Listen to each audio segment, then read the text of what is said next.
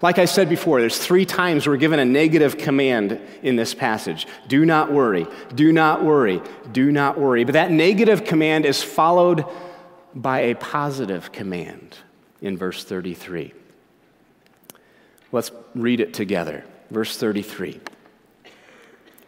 But seek first his kingdom and his righteousness, and all these things will be given to you as well.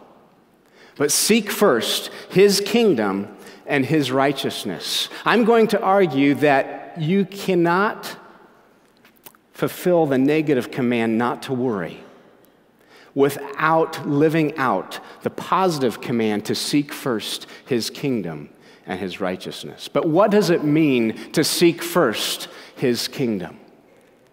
I like to define things by their opposite. If you're not seeking his kingdom, well, then what are you seeking? Oftentimes, your kingdom. I think Warren Wiersbe put it very well when he spoke in chapel. It's probably about 6 years ago now. He was speaking on the Lord's Prayer. And he said this: to pray, your kingdom come, automatically means my kingdom go. I love that. To be seeking first his kingdom means that you put your kingdom on the back burner. God's prescription for anxiety involves that you remember your Father, but secondly, it requires that you redirect your focus. Redirect your focus off of yourself and providing for yourself and your business on earth to God's business on earth. Redirect your focus off of trying to live a comfortable American middle-class lifestyle here on earth towards making God's business on earth your priority. His kingdom versus your kingdom. Which is it? Let me ask you a question that might reveal the answer to that question. Why are you here? Why are you getting a college education? If you're like the majority of incoming college freshmen that are surveyed every year in a national survey, the top 2 reasons for coming to college are these. First of all, to get a good job. Secondly, in order to make more money. And I would say that those 2 reasons are closely linked. To get a good job and to make more money. It used to be back in the 60s and 70s when this survey started that the highest value of incoming freshmen was to develop a meaningful philosophy of life. But survey results now show that that value has been replaced by another one. That one's gone down and this other one has gone up to be well off financially. No longer are students attending college to think deeply and find meaning in life, but rather they're concerned about building their own comfortable kingdoms on earth. So why exactly are you getting an education? Is it so you can get a job to make more money? Or is it so that you can be better equipped to further God's work in the world no matter what vocation you are pursuing?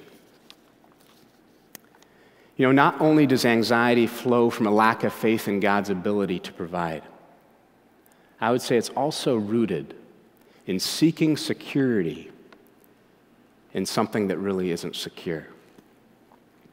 It's rooted in trying to find security in an insecure material world.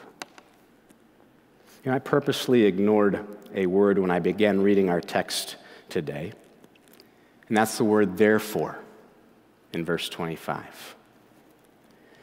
A word that should make us ask the question, the common question, what is the therefore, and back up to verse 19, which I actually started reading at the beginning.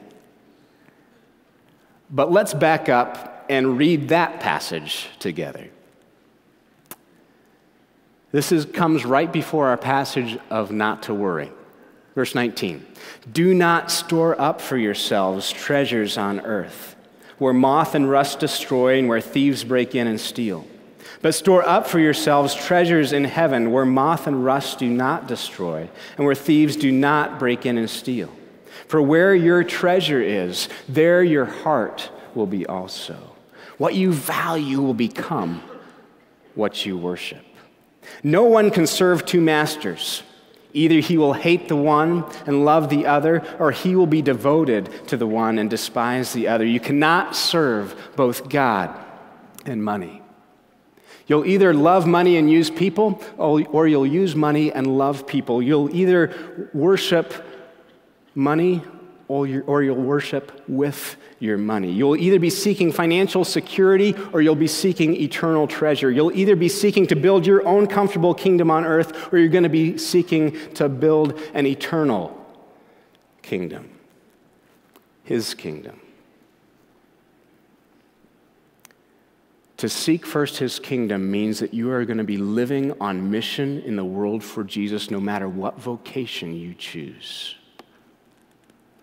You are going to be living in full-time ministry as engineers, as nurses, as pharmacists, as teachers, as pastors, as educators.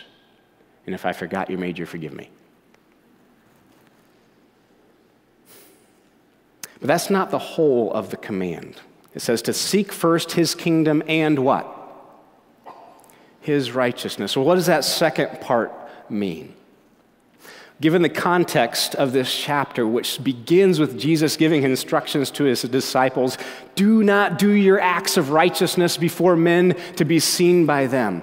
Don't pray in public. Don't give with pomp and circumstance. Do your fasting in secret, not with going, oh, I'm fasting, everybody look at me. Don't do your acts of righteousness to be seen by men and puff up your own righteousness in the eyes of others. Be more concerned with what God thinks of you than what other people think of you. Seek first His righteousness. In other words, be more concerned about God's reputation on earth and seek godliness for godliness' sake so that you can accurately reflect His character to a world that's watching. Don't be a hypocrite. Don't seek first your own reputation. Seek first God's. So taken together, seek first His kingdom and His righteousness means this: to be on mission in the world for Jesus, aligning your life with eternal priorities and caring more about God's reputation than your own. It's simply to exchange the eternal, the temporal, for the eternal. Are you willing to make that trade? I want to show you a short video clip that describes what I mean. Are you willing to make that exchange? Are you willing to trade a preoccupation with earthly stuff to live on mission in the world for Jesus? Until you learn to make that exchange, your life is most likely going to be plagued by the anxiety that flows from seeking security in an insecure world, where jobs are lost, where stock markets crash, and financial security is merely a mirage. But how do you begin to make that exchange as a student here at Cedarville University? First of all, get involved in ministry while you're here. You go to unique college. Cedarville is unique among Christian universities because we have a whole division devoted towards getting you involved in ministry. There's 14 full-time people over there in the Christian Ministries division.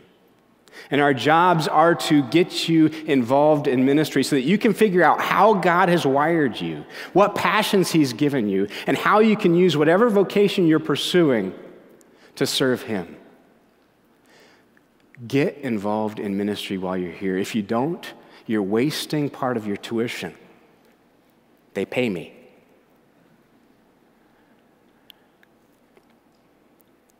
Make sure that you are viewing your vocation or your vocational pursuits as a means for worship, not as a means for living the American dream.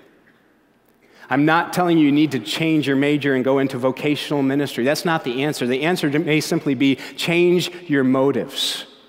Why are you studying what you are studying? Is it so that you can live a secure American lifestyle, or is it so that you can be better equipped to serve God in the world? And if you're in a major that's going to provide some financial excess, like engineering, are you doing that engineering so that you can build bigger barns and store up more stuff on earth, like the guy in Luke chapter 12, who at the end of his life, God looks at him and says, "You fool. You fool." If you're living for the American dream, God calls you a fool because your hope and security is found in temporal things, not in eternal things. Use the excess to further God's kingdom and His purposes on earth. Also, sometime during your college career, I want to suggest that you read a book. It's a book I just finished. Many of our discipleship groups are going through this book. It's a book by David Platt called Radical. Sometime before you graduate from this place, take time to read this book and seriously consider its message. Read your Bibles first. That's more important. But secondly, read Radical by David Platt. If the bookstore runs out of them, ask them to order more. They will. Let's review. Worry flows from a lack of faith in God's ability to take care of you. Remember your Father. He will provide. Worry results from seeking security in an insecure world. Redirect your focus off of the temporal, off of the stuff of life, onto what's eternal and what's going to last forever. Seek first His kingdom. And finally, worry is often the outcome of trying to control something that is really outside of your control. Relinquish your future. You and I cannot control the future. We need to leave it in God's hands. They're big enough to handle it. Our passage ends with verse 34. Let's read it together. Therefore, do not worry about tomorrow,